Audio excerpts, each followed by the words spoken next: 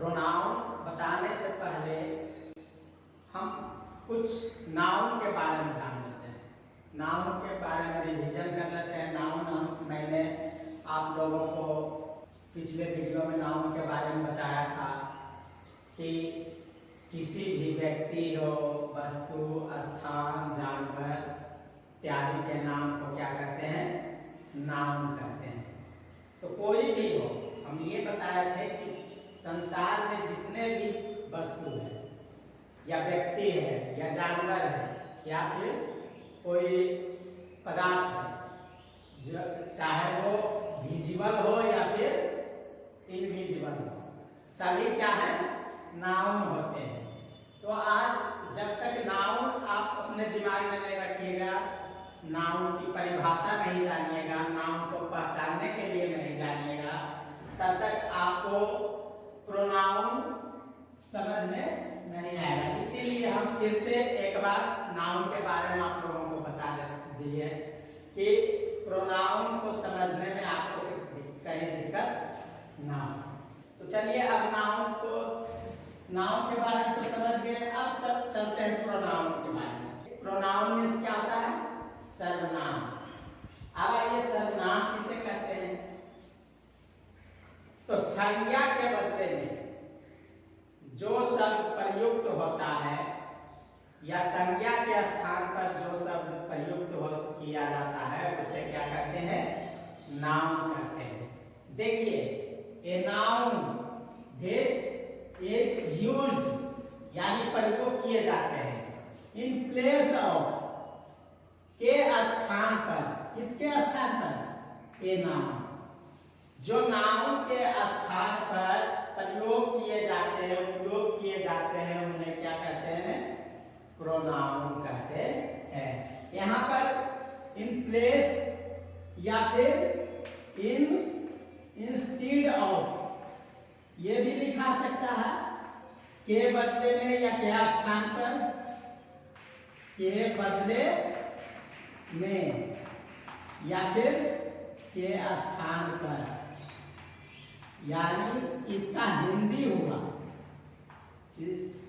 In place of या इन stead of का हिंदी हुआ के बदले में या के स्थान पर। तो देखिए, एक प्रोनाउन वह वस्तु, वह वर्ड है जो यूज किए जाते हैं, उपयोग में लाए जाते हैं। किसके? नाउन के स्थान पर। जो वर्ड नाउन के स्थान पर प्रयुक्त किए जाते हैं या प्रयोग किए जाते हैं उन्हें क्या कहते हैं? प्रोनाउन कहते हैं। जैसे एग्जाम्पल देखिए, कैसे हम समझेंगे कौन प्रोनाउन है कौन नाउन है। तो आइए हम बताते हैं। इसे कोई नाम ले लीजिए, राम इज ए बॉय। ठीक, इसमें नाउन क्या है? राम है, राम नाउन है। अब राम के बारे में हम और भी आगे अगर कोई उनकी विशेषता को बतलाना है, उनके गुण को बतलाना है, तो फिर अगर हम उसके लिए कोई दूसरा लाइन हम यूज सेंटेंस हम लिखना चाहेंगे तो फिर राम इज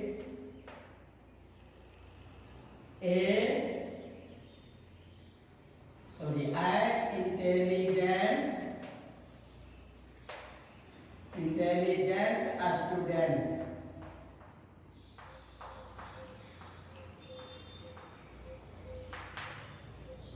ठीक, ये दूसरा हो गया।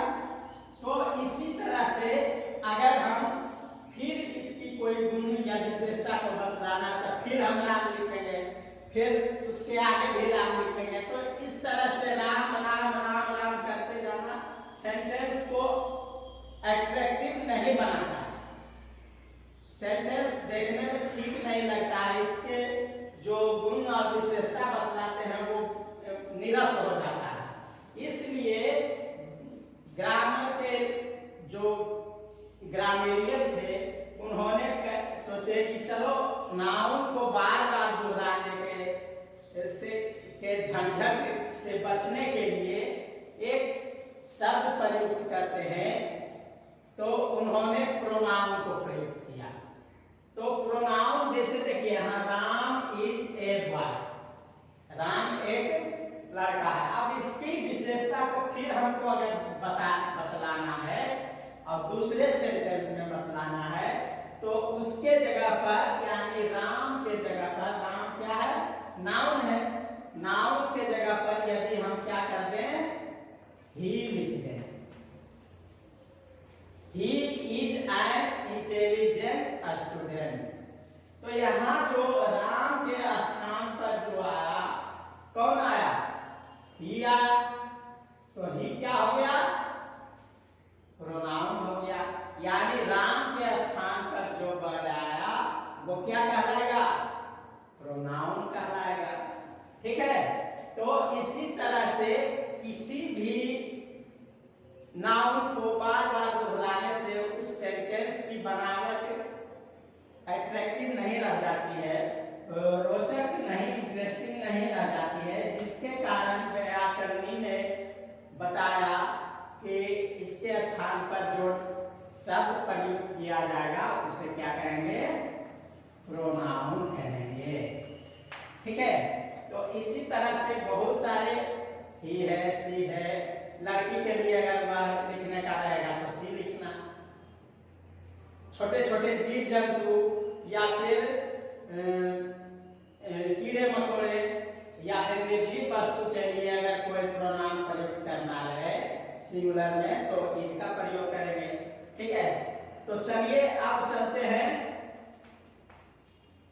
काइंड्स के बारे में, प्रोनाउन के काइंड्स के बारे में। तो प्रोनाउन का जो काइंड्स है वो मुख्य रूप से ये है। तो देखिए प्रोनाउन का जो काइंड है, पहला है पर्सनल प्रोनाउन। पहला क्या है, पर्सनल प्रोनाउन, जिसका हिंदी होता है, जिसका मीनिंग होता है पुरुषवाचक सर्वनाम। दूसरा है पोसेसिव प्रोनाउन, मीन्स अधिकारवाचक सर्वनाम। तीसरा डिमॉन्स्ट्रेटिव प्रोनाउन, तीसरा है डिमॉन्स्ट्रेटिव प्रोनाउन, संकेतवाचक सर्वनाम।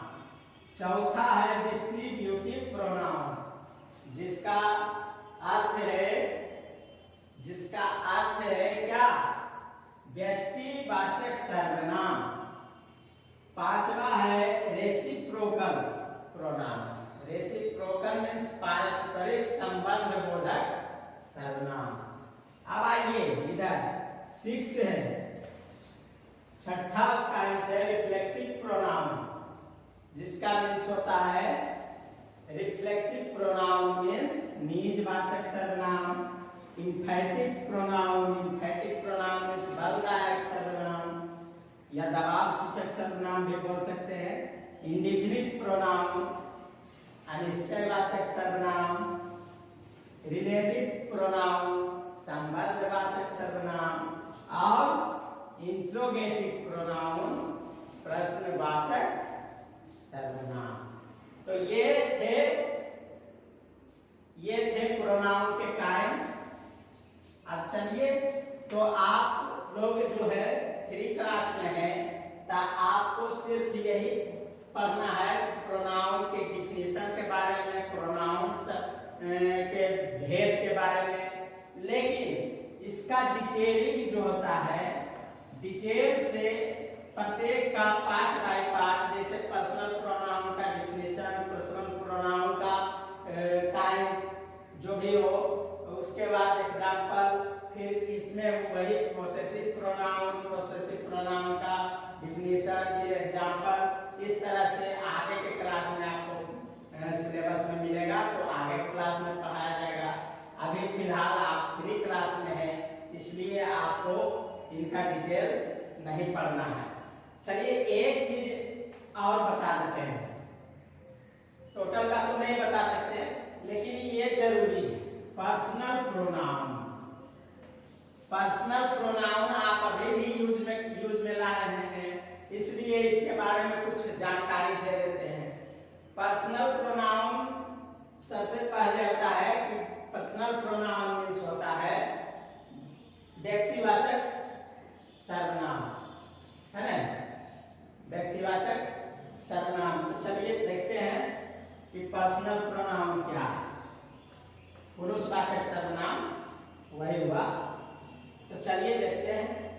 अब आइए, पर्सनल प्रोनाउन हम पढ़ते थे, पर्सन आप लोग जानते थे, इससे क्या बोध होता है? पर्सनल प्रोनाउन वैसा प्रोनाउन है जो पर्सन का विशिष्टता को बतलाता है, पर्सन की विशिष्टता को बतलाता है, उसे क्या कहेंगे? पर्सनल प्रोनाउन कहेंगे। ठीक है। पर्सन कितने होते हैं आप लोग जानते होंगे। पर्सन 3 होते हैं। आप लोग जानते हैं इसके बारे में। पहला होता है फर्स्ट पर्सन, दूसरा सेकेंड पर्सन और तीसरा थर्ड पर्सन। इसके लिए आप फर्स्ट पर्सन के बारे में जानिए। फर्स्ट पर्सन जो होता है वो फर्स्ट पर्सन मीन्स होता है प्रथम पुरुष, यानी फर्स्ट पर्सन कहते हैं किसे? तो बोलने वाले को फर्स्ट पर्सन कहते हैं। बोलने वाले को क्या कहते हैं? फर्स्ट पर्सन कहते हैं। जैसे मैं आप लोगों को से बोल रहा हूं तो मैं क्या हो गया? First person. ठीक है। और आप लोग क्या कर रहे हैं? सुन रहे हैं, यानी सेकेंड पर्सन।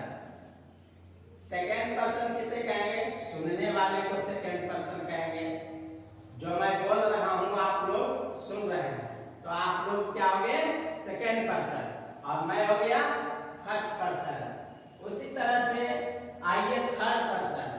थर्ड पर्सन जो होता है वो फर्स्ट पर्सन जो बोल रहा, बोलने वाला, सुनने वाले को जिसके बारे में बता रहा है या समझा रहा है या लिख करके या बोल करके, तो उसको कहते हैं थर्ड पर्सन। जिसके बारे में बोला या लिखा जाए उसे क्या कहेंगे?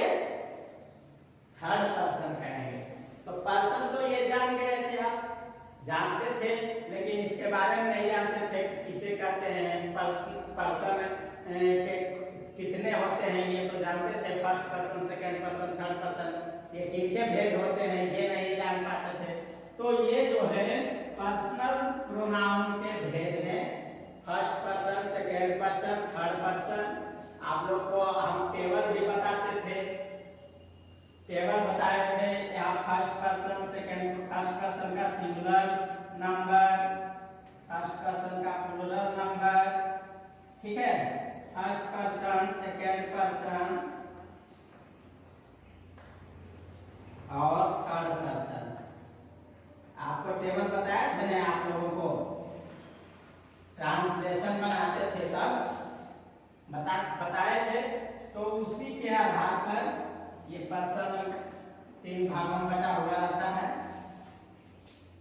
यहाँ होता है सिंगुलर नंबर, यहाँ होता है प्लूरल नंबर। फर्स्ट पर्सन के सिंगुलर में क्या आता है? आई। फर्स्ट पर्सन के प्लूरल में डी। सेकेंड पर्सन के सिंगुलर में यू, सेकेंड पर्सन के प्लूरल में भी यू, थर्ड पर्सन के सिंगुलर में ही, सी, इट और नेम, और थर्ड पर्सन के प्लूरल में दे। ये सभी बताया गया था, ये सब आपको मालूम है, लेकिन फिर से रिवीजन के लिए मैंने आपको चार्ट बना दिया है, केवल रह दिया है, ध्यान में रखिएगा। ठीक है, तो आज यहीं तक, फिर मिलेंगे अगले टॉपिक के साथ। ठीक है, और इसका पीडीएफ हम पीडीएफ के माध्यम से आपके पास भेजेंगे, जिसे आप फेयर कॉपी में उतार लेंगे और उन्हें याद करेंगे।